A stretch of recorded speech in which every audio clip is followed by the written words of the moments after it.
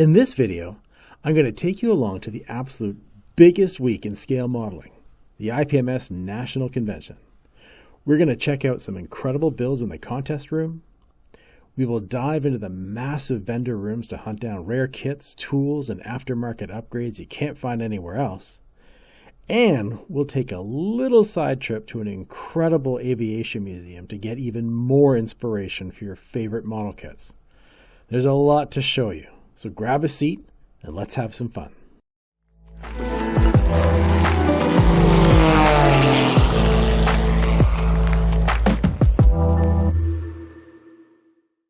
For those who don't know, IPMS Nationals is an annual 4-day scale model show featuring vendors, exhibitors, a model contest, and 3 days of hobby-related seminars and hands-on demonstrations.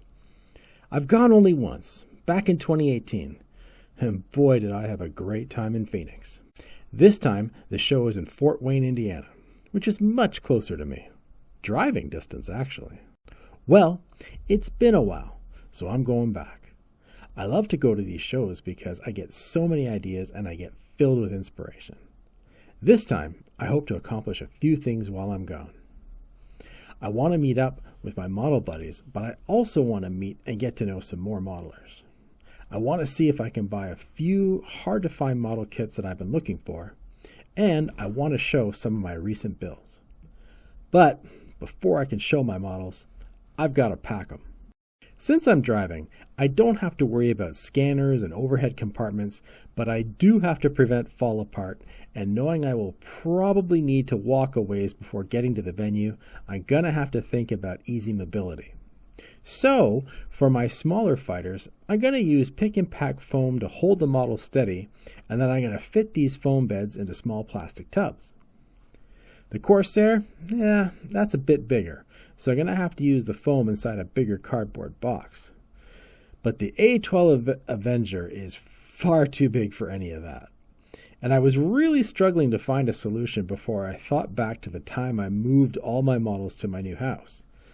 It's not sexy, and it's a bit sad, but paper balls in a bin can be effective. I sure hope this can make the trip in one piece. And this neat pile right here will be easy enough to carry through the venue and place on the contest tables. Nice. But now I need to get to the show.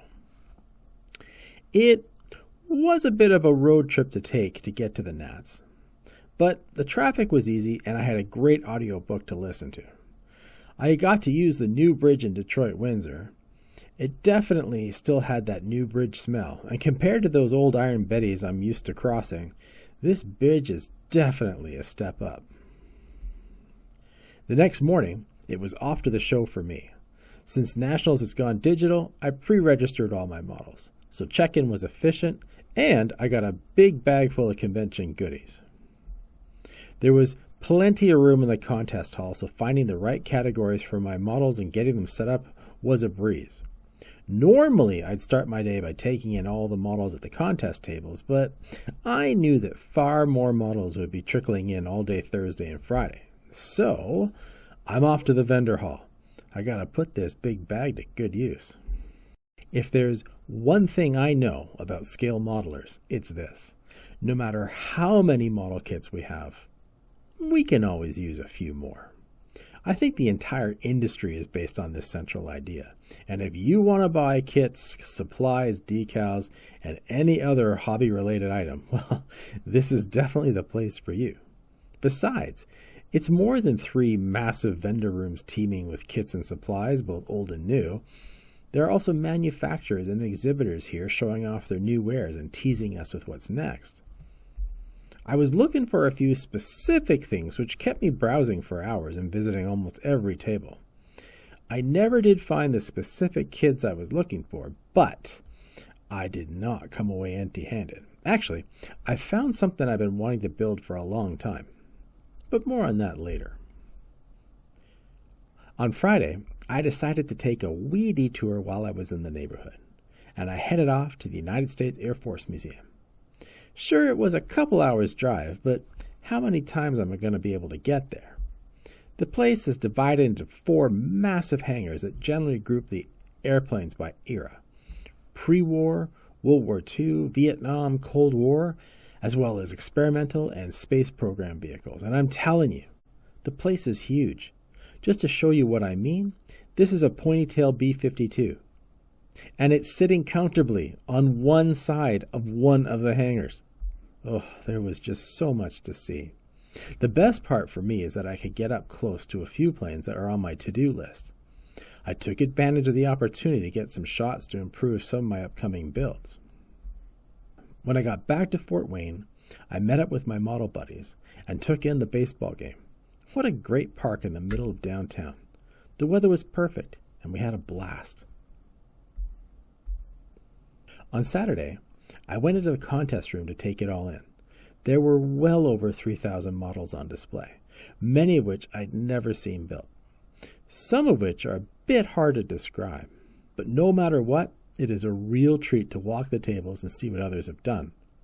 Now, there is no way I can show you everything, but I will show a few of the builds that stood out for me. This one was displayed in the armor section and shows a wrecked Apache helicopter being towed. I'm pretty sure this one is 35th scale, and I absolutely love the paint and how the builder weathered the models, especially around the engines. The damage is very convincing. And I think placing the helicopter on the trailer was an excellent idea, and it got the model a lot of attention.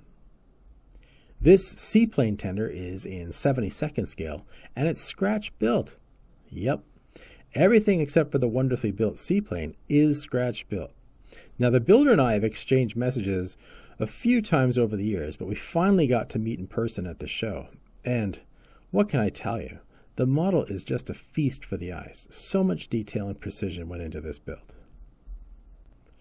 Normally, the big builds are just that, big. But there were 3 amazing and very large scratch-built space vehicles on display at the side of the showroom. The models themselves are very well built and painted, but it was the lights and the displays that really kicked these up a notch. I don't think my pictures do these justice. They were just extremely impressive and memorable. This Sally is a perfect example of subtlety in finishing. A lot of weathered models are well executed, but sometimes the weathering just overpowers the rest of the model. As in, you notice the weathering, but not the plane. But that's not what's going on here. Just look at the way the paint is worn down. And there's just very subtle chipping, light exhaust stains. Not to mention the care that went into the build itself. The more you look, the more you notice.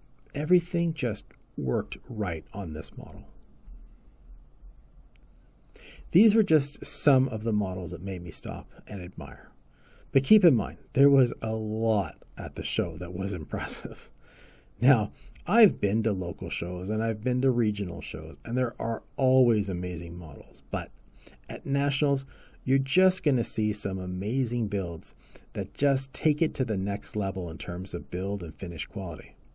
I'm so glad that I went, because I do not know where else I would ever see some of these things. The award ceremony was held at the Embassy Theater across the street from the venue, and wow, what a treat that was to see.